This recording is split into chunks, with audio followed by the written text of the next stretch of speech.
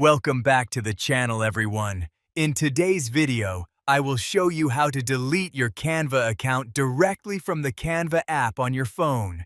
If you no longer use Canva, or you simply want to remove your account permanently, first, open the Canva app on your phone. Next, tap on the More option in the bottom menu. Then, go to Settings. After that, click on Login.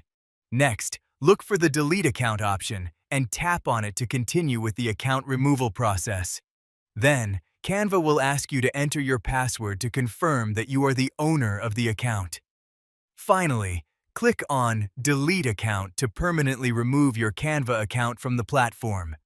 Keep in mind that deleting your account may erase your designs, projects, and saved files permanently, so make sure you back up anything important before confirming the deletion. Thanks for watching, and see you in the next video.